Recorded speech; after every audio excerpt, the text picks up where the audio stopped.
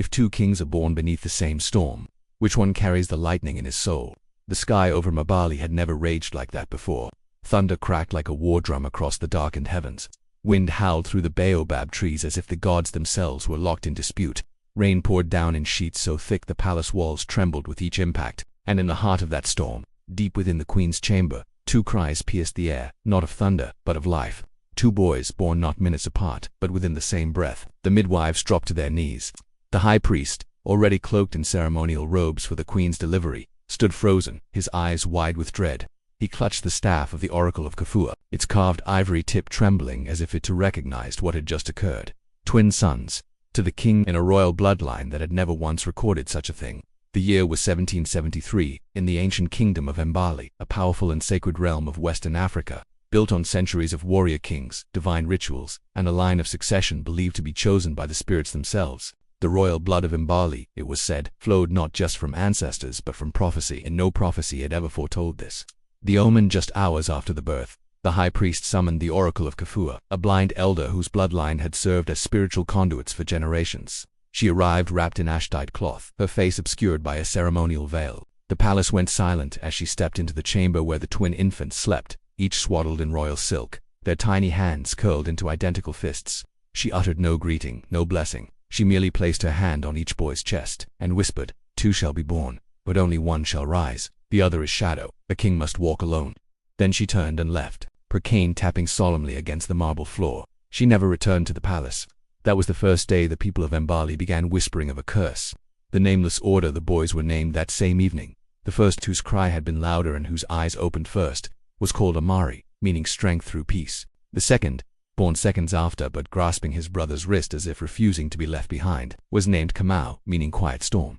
But there was a problem.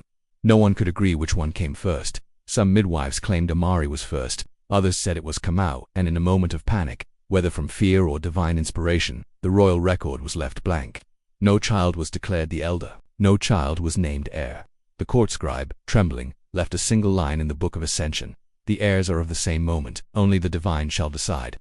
The queen's dilemma, Queen Niana, once the most composed and eloquent voice of the court, fell into silent prayer for 3 days following the birth. Her advisors pleaded for a decision, but she refused to declare one son superior to the other. Some said she feared the gods. Others said she feared choosing wrong, and condemning the chosen one to death by his brother's hand. The King Zuberi III announced that both children would be raised equally, with identical tutors, training, and ceremony. "Let the spirits decide in their time," he proclaimed. It was a politically brilliant move. It was also the beginning of the kingdom's end. A divided nation in waiting, the people of Mbale took sides early. The southern nobles, scholars, priests, artisans looked to Amari, who even as a child showed calm restraint, gentleness, and a gift for languages and diplomacy. The northern warriors, generals, hunters, frontier lords, favored Kamau Bold in daring, quick-tempered, and fiercely loyal to tradition. By the time the twins turned 5, they were already spoken of not as brothers but as rivals in waiting. The marketplace buzzed with hushed debate. Poets began writing of the two sons of Mbale. Some elders whispered that the gods were testing the kingdom, and that only one flame could survive. A shadow in the cradle, the high priest died just a year after the birth, struck down by fever on his deathbed. He was said to have written a sealed scroll, a warning perhaps, or a confession addressed to the next ruler. That scroll vanished. Some claimed it was burned. Others believed it still lay hidden beneath the palace floor, waiting to be found. But in the absence of divine clarity, politics rushed in, and within the golden walls of the palace, the two boys grew. Together in games, together in studies, together in rituals. But every eye watched them not as siblings, but as contenders. Two were born beneath thunder. One will rule beneath flame. The other will vanish beneath blood. Carving on the palace gate, date unknown. They were born into gold. The palace of Mbale was not merely a symbol of power, it was a living entity. Its courtyards echoed with chants of warriors and priests. Its walls bore the carved names of every king since the first reign. Its golden dome, visible from across the Kafua plains, shone like a sun that never set. And within it, two boys grew. Two princes, two halves of a future that refused to be whole. The education of princes King Zuberi had ordered that his sons be raised equally. No sword shall be sharper, no mind shall be brighter than the others. And so it was. Every morning, Amari and Kamau woke before the sun and walked side by side into the Hall of Ancients, where tutors in astronomy, agriculture, law, and war awaited. They memorized ancestral scrolls, learned the chants of bloodline oaths, trained with spear and shield until their palms bled. And yet, Even in sameness, differences took root. Mbale learned slowly but deeply. He asked questions no one had thought to ask. Not just what to rule, but why to rule. Kalmo absorbed quickly, mastered forms with ease, and had an innate sense of charisma that turned even elders into admirers. Mbale was the kind of prince who listened in silence and answered with wisdom. Kamau was the kind who entered a room and made every eye turn toward him. Both were brilliant, but the kingdom does not crown to kings.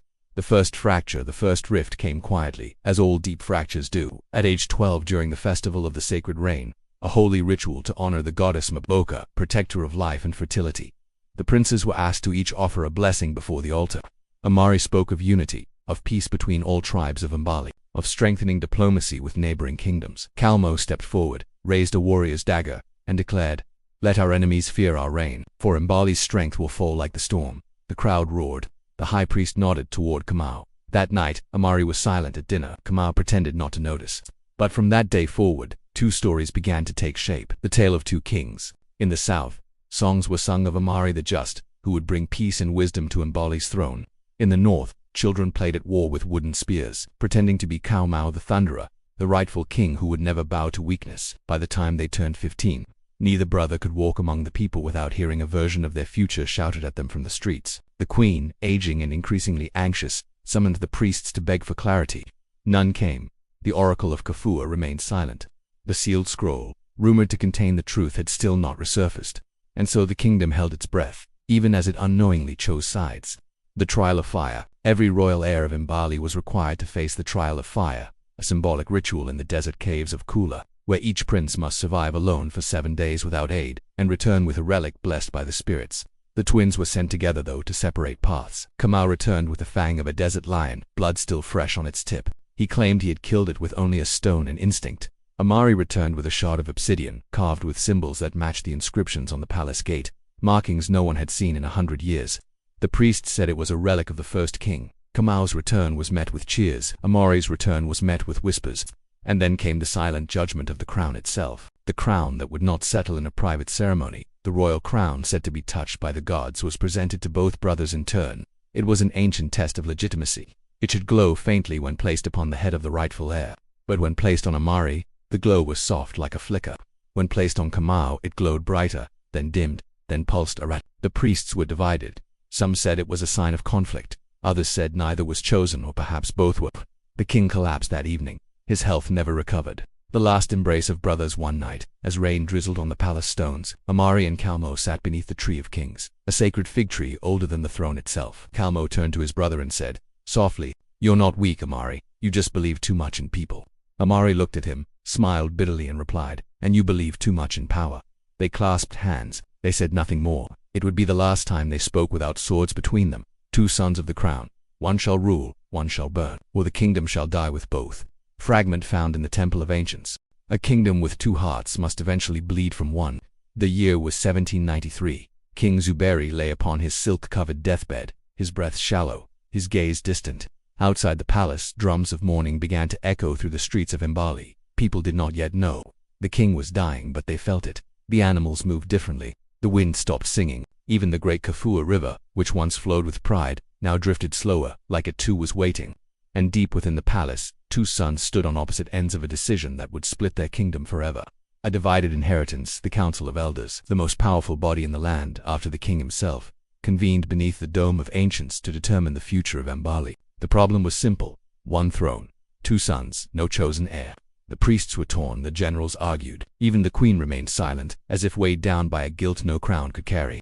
Finally, after 3 days of chanting, praying, and shouting, the decision was made. Mbale would govern the south, the cultural and spiritual heart of Mbale, home to temples, artisans, scholars, and the sacred fields.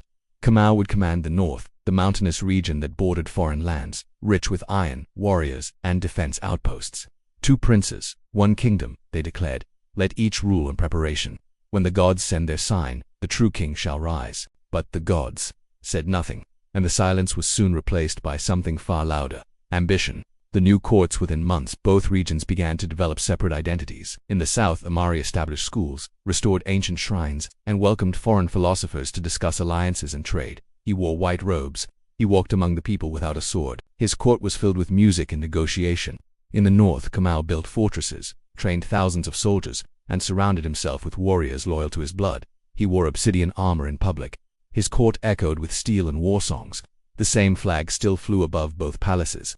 But fewer and fewer citizens believed in one Mbale, the falcon and the hammer. Two symbols emerged among the people. The falcon, a white bird often perched on Amari's arm, came to represent peace, wisdom, and measured rule. The hammer etched into Kamau's chestplate stood for strength, decisiveness, and unyielding justice. Merchants wore falcon pendants. Soldiers tattooed hammers into their skin. Artists split into schools. Poets wrote verses of two suns in the sky, and rumors began to swirl, not just of succession, but of separation. The hidden arsenal one night, Amari received a secret message. A caravan from the north had been intercepted, traveling with no guards but heavy cargo. Inside were crates of steel, shaped not for farming but for war. The south's spies reported a stockpile being built in the northern hills. Catapults, siege towers, long-range archers. Kamo was preparing for something. Amari summoned the council. The southern elders urged restraint, fearing war would destroy their temples and fields. Amari hesitated. My brother would not bring war, not unless we force him to. But deep down, he no longer believed that. The Whisper campaign. While Amari debated in councils, Kamau whispered to generals. He began planting stories across border villages. That Amari planned to dissolve the North's military. That the South had secretly signed treaties with foreign kingdoms. That the Queen had always favored Amari, and had hidden the true prophecy. Soon Kamau's court was filled with one phrase, repeated like a hymn. A lion does not share his crown with a dove. The Queen's illness. As tension rose, Queen Niana fell ill. Doctors claimed it was natural, age, stress, grief. But whispers in the palace told another story. She had been poisoned. She grew thin, her once commanding voice reduced to a whisper. But just before slipping into fevered silence, she ordered her scribe to write a letter, addressed to both sons. No one knew its contents. The letter was sealed, stamped with her blood, and placed beneath her pillow. It was never found again. The disappearance of the priest weeks later, the last surviving elder priest of the oracle line, an old man named Como, vanished. His quarters were found in disarray. The stone floor had drag marks. The only item left behind was an empty scroll tube and a single word carved into the door.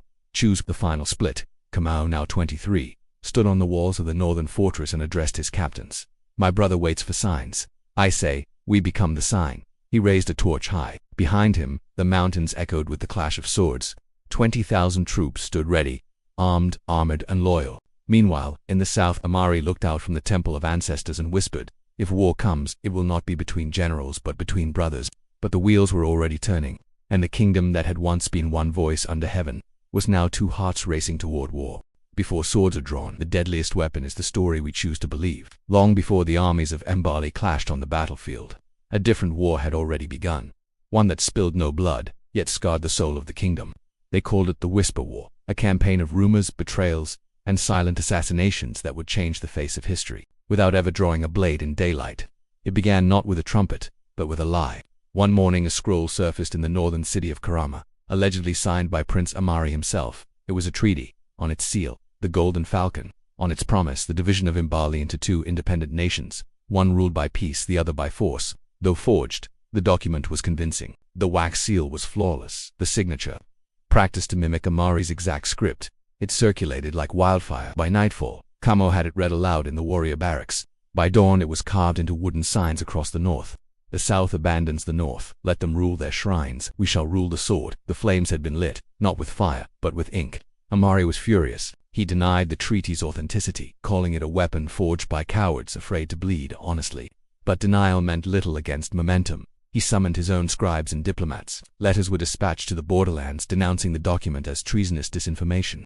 The South's temples were instructed to speak of unity, but the people were no longer listening. They whispered, if the South wants peace, why do they build walls? If Amari is innocent, why hasn't he sent his brother a peace envoy? Why does the Queen remain silent? Because they did not yet know. The Queen was dead. Queen Niana passed in her sleep. No bells were rung, no procession announced. Her death was hidden for fear it would ignite the final match. The letter she had written to her sons, still missing. But 2 weeks later, a new letter appeared. Not hers, but a fake, planted by Kamau's spy within the southern palace. This time, the message was clear and cruel. Kamau was born second. I hid the truth to protect peace. Forgive me, Amari. You were always first. Queen Niana alleged it reached Kamau's hands through a merchant caravan. He read it in silence. Then he ordered the temple of Karama burned. No one knew why. Until the next morning, when the temple was found with its priests hung upside down, each holding a copy of the letter. As fear spread, so did violence in the shadows. In both the north and south, masked assassins began targeting scribes, priests, and messengers, those who knew too much, or said too much. They were never caught. They had no name, but their calling card was always the same. In the north, a white feather pinned to the corpse; in the south, a shard of iron embedded in the chest. The people gave them names: the Falcon's Claw, assassins loyal to Amari; the Hammer's Shadow, spies and saboteurs for Kamau. Neither side admitted their existence, but both sides fed them in secret. The effects of the Whisper War ran deeper than steel. Merchants stopped crossing borders. Marriages between North and South families dissolved overnight. Children in schools began drawing maps with two capitals. Temples in the South began removing Kamau's name from prayers. Barracks in the North no longer used Amari's face on training banners. Soon, both sides began rewriting history. Kamau was painted as the true heir, held back by weak priests. Amari was framed as the schemer, hiding behind books while plotting power in secret. Even the story of their birth changed. Some began saying Kamau cried first. Others claimed Amari came with the lightning. In truth, no one knew anymore. Deep within the Temple of Winds, hidden in a sealed chamber untouched for decades, a young priest named Darrow uncovered a relic. It was a scroll, older than the kingdom itself, said to contain a prophecy of the Twin Kings, but before he could bring it to the palace, he vanished. All they found was his satchel inside a fragment of the scroll. Only 4 lines were legible. 2 shall rise, as mirrors of light. 1 shall rule, if neither fights, but should both claim, and both deceive. The crown will die, and none shall grieve. It was too late.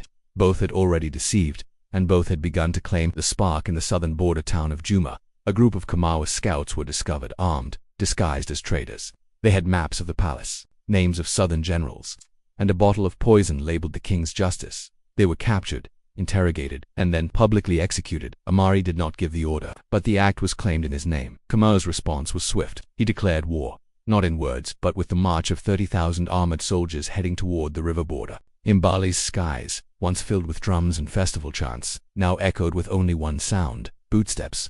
Rivers divide land, but they can also divide blood. The Zana River flowed wide and deep through the heart of Mbale, a silver artery splitting the south from the north. Once it had been a symbol of life, the site of royal baptisms, harvest blessings, and sacred oaths under moonlight.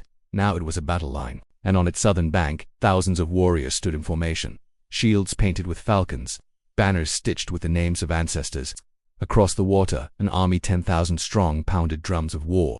Kamau's war chant echoed like thunder from the hills. The hammer had come. The time for whispers was over. As the sun rose behind the twin peaks of Mbale, 2 banners were raised on opposite banks. On the south, a white falcon on a field of indigo, Amari's seal. On the north, a black hammer striking flame, Kamau's mark. Between them, the Zana River shimmered silently, as if waiting for blood. Amari, clad in ceremonial white, stood barefoot on the river's edge. He looked not at Kamau's army, but toward the trees, where the oracle scroll was said to have once been hidden. "Is this what you meant, mother?" he whispered. 2 sons, 1 crown, and no way back. Before the battle, tradition demanded a final chance for peace. A stone bridge, built centuries ago by the first king, still spanned the Zana. Amari and Kamau met at its center, alone, without guards. It was the first time they had stood face to face in 2 years. Kamau wore obsidian armor, his sword at his hip. Amari wore no armor, only a pendant. Their mothers. For a moment they said nothing. Then Kamau spoke. "The throne cannot wait, brother," Amari replied. "Then why not share it?" Kamau's laugh was bitter. "You still think the world runs on kindness, but people don't follow wisdom, Amari. They follow fear, they follow power." Amari's eyes did not blink. "Then I'll make them remember another way." They touched palms, the traditional farewell of royal blood, then turned without another word. As they walked away, lightning cracked far off in the mountains. The northern army struck first. A wave of iron thundered across the bridge. Kamau's elite vanguard, known as the Breakers. Their shields locked tight, their boots timed to war drums. Amari's troops, trained in strategic defense, responded with precision. Archers took positions in the temple ruins. Shield walls formed a crescent around the river bend. Oil traps were lit just beyond the main gate. The first 2 hours of battle saw no victor, only blood and smoke. Kamau led from the front, cutting down 3 men with a single sweep of his hammer blade. Amari, refusing to kill, directed from above, signaling troop movements with flags and coded chants. Their styles reflected their souls. Kamau, fury, momentum, spectacle. Amari, calculation, restraint, patience. But war respects neither poetry nor principle. By dusk, the battle had reached a deadly stalemate. Then came the fire. An archer from Kamau's side, perhaps rogue, perhaps ordered, loosed a flaming arrow into the bridge's central support. The ancient wood caught like paper. As flames climbed, both sides realized their path home was vanishing. The stone cracked, and just before nightfall, with a roar loud enough to silence war. The bridge collapsed, sending corpses, flags, and sacred stones into the river's black mouth. No retreat, no negotiation, only war. Under cover of night, Kamau changed tactics. He sent 3 raiding units to circle south, through hidden jungle paths known only to his royal guards. Their mission, infiltrate Amari's command post. But Amari had anticipated the move. Inside the southern archives, he had found an old map, sketched by their great-grandfather, detailing every ancient tunnel and trail near Zana. He laid a trap of his own. As Kamau's assassins moved through the darkness, they were met by Amari's ghost blades, silent warriors who struck without warning, trained for night ambush. The jungle was soaked in blood by morning. The sky breaks. On the 3rd day, the rains came. Torrents poured down, turning the battlefield to mud. Swords rusted, arrows slipped, fires died. Amari stood in the storm, soaked but unshaken. Kalmo, watching from the hill, raised his eyes to the sky. Even the heavens fight us now, but neither side surrendered. They fought with fists when swords broke. They screamed old hymns when war drums were drowned. And by the time the rain cleared, more than 4,000 men had died. The wound during a skirmish near the temple steps, Kamau and Amari finally faced one another. Not as princes, but as warriors, Kamau roared. Amari blocked. Steel met steel. Their duel lasted minutes, but felt like generations. Then Kamau struck a heavy blow. Not fatal, but deep, slicing Amari's shoulder. Amari fell, but instead of finishing him, Kalmo hesitated. "You're not ready to die," he muttered. Then he turned away. It would be his first and last moment of mercy, and it would cost him dearly. No empire falls by sword alone. Sometimes it crumbles under truth. The battlefield had grown quiet. Rainwater pooled in broken helmets. Vultures circled overhead. Both armies, exhausted and disoriented, retreated to opposite hills overlooking the ruined Zana River bridge. But in the silence that followed the bloodshed, something far more dangerous was stirring. A secret buried for decades, now ready to surface. And it would not be the gods who uncovered it, but a boy with ink-stained fingers. The scribe's discovery. His name was Obasi, a 17-year-old apprentice archivist in the southern citadel of Iru. He had been assigned to catalog war records and ancient family logs, dusty scrolls no one had touched in years. Most of them were dull: birth dates, grain counts, faded festival plans. Until he unrolled one particular scroll, sealed in wax shaped like a lion's tooth. It wasn't a war log, it was a confession, penned by High Priest Dumba, the spiritual advisor to King Zuberi, father of Amari and Kama. The final lines read, "Forgive me, Niana, I followed your will, but not the gods. May they judge me justly. The firstborn is not the one you chose." Obasi froze. The scroll trembled in his hands. A mother's lie within hours. The scroll was in Amari's hands. He read it once, then again, then a 3rd time. The words did not change. The scroll revealed that Kamo had been born first by mere minutes, but Queen Yana, fearing his violent spirit, conspired with the priest to record Amari as the heir. In effect, she rewrote destiny. Amari staggered back, silent. All this war because of a lie, he whispered. His advisors urged him to destroy the scroll, to protect morale. His generals warned it would shatter the loyalty of his men. But Amari, bleeding from his shoulder and his soul, made a decision. Let the truth be read, even if it kills my claim. The truth echoes at dawn. Amari stood atop the temple steps, flanked by only 2 guards, no armor, no banners, just the scroll in hand. His army gathered, expecting a battle order. Instead, he read aloud, "My brother was born first. I should never have been heir. And yet I am here, not by birthright but by choice. I do not claim the crown by lies. I claim it by what I have given for this land, not what was stolen from it." There was no cheer, no jeer, only silence. Then, slowly, men began to kneel. Not for his name, but for his honesty. The sun does not choose sides, but it always shines on the blood. The peace tent stood empty, a silent monument to the hope that died inside it. Where words might have saved thousands, only suspicion remained. And as the sun set over Mbale, painting the skies blood red, 2 armies began to move once more. This time, not for power, not for truth, but for vengeance. The river was behind them. The gods were silent.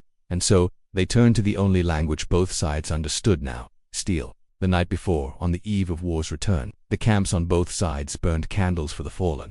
Amari walked alone through the quiet rows of tents, greeting soldiers by name, binding wounds, praying for those who could no longer speak. Kamau, in contrast, trained under torchlight, sparring with 3 warriors at once, his hammer blade soaked with sweat. Though neither would admit it, both brothers felt the same thing that night. Finality. There would be no more scrolls, no more mothers, no more chances. Tomorrow, only one crown would remain. The first strike at first light, Amari gave the order. His troops descended from the ridge, aiming to surround Kamo's northern flank with archers, while his ghost blades flanked from the rear. But Kamo was ready. He had split his army in 2, hiding half beneath woven grass mats in the hills, disguising them as land. As Amari's cavalry rode in, they were ambushed. The battlefield became a maze of screaming horses, broken shields, and collapsing traps. Amari's forces began to falter, not because they were weaker, but because Kamau had finally learned to outthink his brother. The duel rekindled amidst the chaos. The brothers met again, this time with no bridge between them. No advisors, no lies, just two blades and the weight of an empire. Kalmo struck first, a wide arcing blow meant to shatter a shield. Amari ducked, countered with a curved dagger slash that grazed his twin's side. Each strike brought back a memory, the first time they hunted together, the day their mother made them swear to never raise arms against each other. The echo of drums during their coronation as co-princes, but now there was no vow, only destiny, shaped by war. Fire from the skies. As their duel raged, the sky itself betrayed them. From the west, the distant kingdom of Gudra, the very empire General Bako had contacted in secret, launched its surprise assault. Fire arrows rained upon both camps. Neither Kamau nor Amari had expected it. Neither side had time to prepare. Gudran warships docked on the southern river. Mercenaries rode into Mbale under crimson flags, slaughtering without loyalty. Mbale was being invaded, not by one brother, but by outsiders who smelled the weakness of civil war. For the first time, Kalmo and Amari hesitated. "We are being erased," Amari gasped, ducking another of Kalmo's blows. "Let them come," Kalmo snarled. "Then who will rule the ashes?" The brothers looked up at the flames above them, and for a heartbeat they remembered they were not enemies by birth. The falcon and the hammer. Together as Gudran forces surged toward the palace ruins, Amari did the unthinkable. He tossed his blade aside. "Help me protect Mbale," he said. "Then we can finish this." Alone, Kamau hesitated. His breath was ragged, his face torn between rage and revelation. Then, with a roar, he turned his hammer toward the invaders. "You always did talk too much, brother." For the first time in years, the falcon and the hammer struck together side by side. The fall of Bako elsewhere. General Bako stood atop a cliff, watching the chaos unfold. He had expected one brother to die. He had not expected unity. Realizing his plan was unraveling, he attempted to flee, only to find his path blocked by Obasi. The young scribe who had found the betrayer's scroll now held a blade in his hand, trembling but aimed. "You wrote the lies. You invited the wolves. You will answer," Bako laughed. "What will you do, boy? Kill me with your ink." Obasi did not reply. He simply stepped aside, revealing a squad of palace guards, who seized Bako and dragged him to the stone court. His execution was public, his crime carved into the walls. He had died the man who fed strangers the blood of kings. Aftermath in ash. With Gudra repelled and Bako dead, the battlefield fell silent once more. Kalmo stood, his armor dented, one eye swollen shut. Amari, pale from blood loss, leaned on a spear like a cane. Neither spoke. There was nothing left to say. Instead, they turned from the field, each walking in opposite directions, as the last light of day fell between them like a wall of gold and dust. When two kings walk away, who speaks for the throne? The land of Mbale awoke to a silence it hadn't heard in years. The drums of war had stopped, the banners no longer fluttered, and the river Zana, once red, now ran clean again. But there was no coronation, no feast, no victor. For the first time in centuries, Mbale had no king. Its people looked not to the palace, now a burned husk, but to the hills, where the twin brothers had vanished, leaving behind only scars and questions. A throne without a name in the shattered ruins of the royal court. The ebony throne still stood, cracked, scorched, but unclaimed. The elders of Mbale gathered before it, priests, generals, village heads, even foreign envoys. All waited for an announcement, all waited for a name, but no name came. Instead, a boy walked forward, Obosi, the scribe. He placed the betrayer's scroll at the foot of the throne. Then he spoke, not with royal command, but with the trembling clarity of truth. "Let this be our new law. Never again shall one voice decide all fates. Let Mbale be ruled by memory and by many." The assembly is born. In the months that followed, Mbale began to change. Rather than waiting for a king, the people built something new. The Stone Circle, a council of 12 made up of war heroes, scribes, farmers, and healers. No one sat on the ebony throne. No one wore a crown. Each voice had weight. Each decision was recorded, sealed, and made public. For the first time, governance belonged to all. Some called it a betrayal of tradition. Others called it evolution. But even those who opposed it could not deny. Mbale began to heal. Echoes across the continent. What happened in Mbale did not stay in Mbale. From the deserts of Kondi to the jungles of Ongo, news spread. The twin kings vanished. The people ruled themselves. Power is no longer blood. In distant empires, kings tightened their grips on thrones. In border tribes, councils began to form. Mbale had become a symbol, not of collapse, but of possibility. Foreign scholars began calling it the crownless revolution. But to the people of Mbale it was simpler. We remember what it cost us. Where are the brothers? Of Kamau and Amari, little was known. Some claimed they went north, to the Ivory Mountains, where no kingdom dared tread. Others whispered they returned to the ancient forest of Nyari, birthplace of their bloodline, to live among ghosts and gods. Obasi, now a respected historian, was once asked if he ever saw either brother again. He replied only, "One visited me in a dream." He said nothing, but he looked free. A temple rebuilt, years later, where the temple of the moon once stood. Now ash, a new monument rose. It was not a statue of a king, not a shrine to victory. It was a wall of names, every soldier, every scribe, every farmer who died in the War of Twins, every child lost, every elder silenced. At its center, carved in a circle, were 4 words: one land, 2 brothers, remember. People wept at its feet, but they did not weep for kings. They wept for what power cost them. The final letter. 10 years after the war ended, Obasi received a letter. No name, no seal, only a feather inside, a white falcon feather, and a note written in steady, sharp script. The crown was never ours. It belonged to the people we failed to protect. Keep it where it belongs. Among them, Obosi read it once, then burned it, but he kept the feather. He placed it inside a leather book, next to a hammer-shaped stone he once found near the river. No one else ever saw it. The legacy in Mbale lived on, not in glory, but in memory. Children were taught not of kings and conquests, but of truth and choice.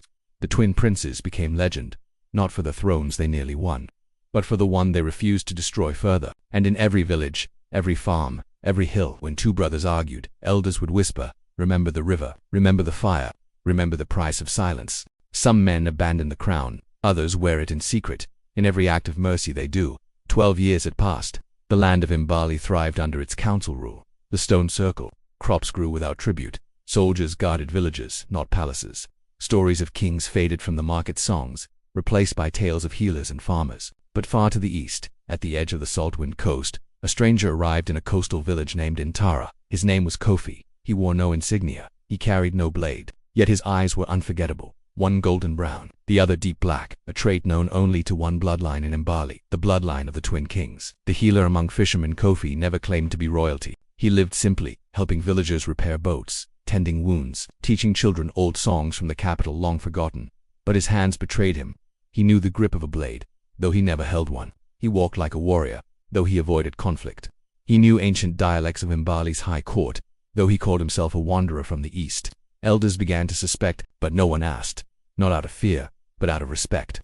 Whatever name he once bore, he had chosen peace now. A message from the north. One stormy night, a rider arrived at Natara soaked in rain, his voice hoarse. He asked for the tall man who speaks to the sea. When brought to Kofi, the rider handed him a scroll sealed with grey wax, the mark of the stone circle. Kofi read it in silence, then burned it in the fire. Not a word was spoken. But the next morning he packed a satchel and kissed the hands of every elder in the village. "There is a shadow only I can meet," he said, "and it calls me by a name I no longer use." A king in the shadows. Kofi returned to Mbale in secret. He did not go to the palace. He did not sit on the ebony throne. Instead, he visited border towns, trade camps, orphan shelters, places forgotten even by the council. Everywhere he went, he listened, not to declare, not to rule, but to serve. The people began calling him the Quiet One. Stories spread of a man with mismatched eyes who resolved disputes without war, who treated enemies like brothers, who cried at the graves of unknown soldiers. The elders of the council knew who he was, but they never summoned him. They simply let him move, like wind over a wounded land. The assassin's dagger. One day, in the mountain village of Kalanga, the Quiet One was attacked. A masked assassin from the Gudrun remnant, those who still sought revenge for their empire's defeat. The dagger struck Kofi's side, deep, fatal. But instead of fleeing, he embraced his attacker. "You are not my enemy," he whispered. "Pain is, and those who feed it." The assassin dropped his blade and wept. Villagers carried Kofi back to his hut. He would not survive the night. The final truth. As he lay dying, Kofi summoned one man, Obasi, the historian. Now aged, blind in one eye, Obasi had written the entire saga of Mbale, but never the last chapter. Kofi took his hand. "You know who I am," he said, "and you must write it. Not for my sake, for my brother's." Obasi nodded, tears staining the scroll in his lap. "Was it worth it?" he asked. Kofi smiled. "A crown is heavy, but silence is heavier. We spoke, we bled, we broke, and still the people live. That is the only weight I carry now." With that, the last of the Twin Kings closed his eyes. The stone beside the river. Years later, at the banks of the Zana River, where the war first erupted, a small stone was placed. It bore no crown, no dates, only words, carved in hand. He could have ruled, but he chose to serve, and so he lives forever. No one guards it, but every spring someone places a white falcon feather on the stone. No one knows who. Some say it's his brother, still alive, still watching. Others say it's villagers honoring the quiet one's memory, but everyone agrees. The king who never ruled saved the kingdom anyway. Blood may start a kingdom, but only memory sustains it. Long after the twin kings vanished from the throne, long after fire and betrayal gave way to rebuilding, Mbale became something else. Not just a kingdom, not just a place, but a story. And in stories, truth grows roots far deeper than blood. The scroll that ended, Obasi, now an old man with trembling hands, sat beneath the moonlight with his final scroll. He had chronicled the rise and fall of every king before them, but now, as he approached the last line of the last volume, he hesitated, not because the story was incomplete, but because he knew this story wasn't his to end. They were kings, he whispered, but they were also brothers, and that truth defied every law I was taught. With a deep breath, he wrote the final line: "Let no son inherit war. Let no crown cost a brother." Then he sealed the scroll and passed it to a child from the orphan home Kofi had once visited. "Your turn," he said. "Make your story worth remembering." Mbale today. Years passed. Mbale changed again. New leaders rose, not crowned, but chosen. Schools replaced military posts. Council halls replaced thrones. And at the heart of every village, a carved circle of stone. A reminder that every voice matters. Once a kingdom of swords, Mbale became a land of dialogue. And still, the story of the twins was told. Not as tragedy, but as warning and hope. The festival of the two suns every spring, the people of Mbale gather for a sacred ritual. At dawn they light two bonfires side by side.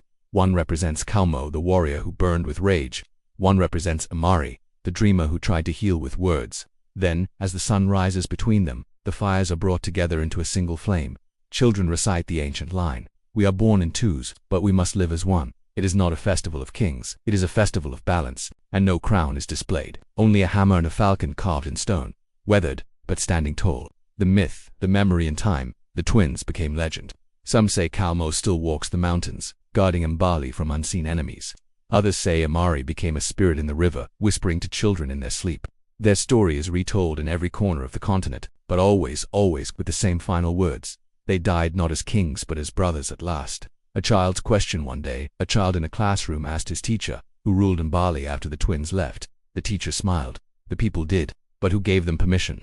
The teacher walked to the window where the mountains kissed the clouds. No one, that was the point. The real crown. What the twins left behind was not a throne, it was a truth. No crown is worth your brother's blood. No kingdom can survive if love is lost. And the strongest ruler is the one who chooses peace when he could take power. This became Mbale's first law, not carved in stone, but whispered into every ear that hoped for a better future. Closing words: if you travel to Mbale today, you will not find gold statues or royal tombs. You'll find libraries, council chambers, story circles where old men recite the war of the twins to children who barely believe it ever happened. And by the river, there's still that quiet stone, the one that reads: "He could have ruled, but he chose to serve." Beside it, a new stone was placed years later. It reads: "He could have won, but he chose to protect." Between them, flowers grow. No one plants them, but they always bloom. Just like the story of Mbale, a kingdom not ruled by blood, but by memory.